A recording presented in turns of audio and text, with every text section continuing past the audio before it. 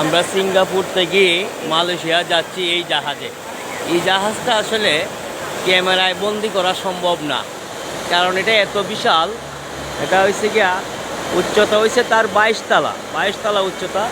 পুরাপুরি ক্যামেরায় বন্দি করা এটা সম্ভব না। এটা বিশাল এক জাহাজ, কারণ এটা লম্বা হচ্ছে 1 কিলোমিটারের বেশি। তো এটা ক্যামেরায় বন্দি করা সম্ভব না। যতটুকু পারা যায় আমি আসলে দেখাইছি। জাহাজটা আমি অ্যাকচুয়ালি 3বার, এই তো এখন 3বার আমি এই জাহাজটা চড়ছি। জাহাজটা হচ্ছে রয়্যাল ক্যারিবিয়ান 22 তলা জাহাজ। আজকে যাচ্ছি আমরা সিঙ্গাপুর থেকে মালয়েশিয়া। বিশাল জাহাজ। এই দেখা, এই জাহাজে আমরা 3বার গেছি, 3বার উঠছি। এই জাহাজটা 3বার উঠার মতন সৌভাগ্য হয়েছে আমার।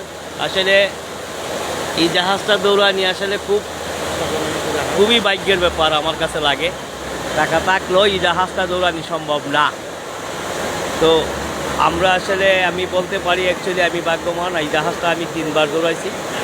এটা 22 তলা একটা জাহাজ। এটার আগামাথা আসলে ধারণ করা সম্ভব না। এই মোবাইলের ক্যামেরায় এটার আগামাথা দেখানো সম্ভব না।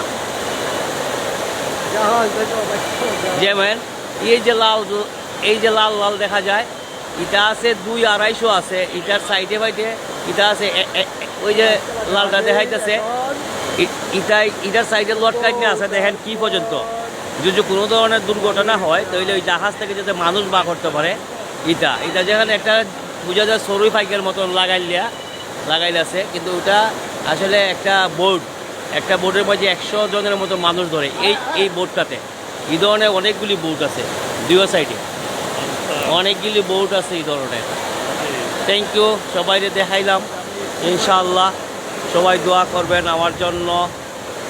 আমাদের সৌভাগ্য হয়েছে এই জাহাজটা দৌড়ানির। আমি আপনারে বৃষ্টিও পড়তেছে, বৃষ্টির জন্য পুরোটা জাহাজ দেখাইতে হইলে যাইতে অনেক দূর। তো অনেক দূর যাওয়া সম্ভব না,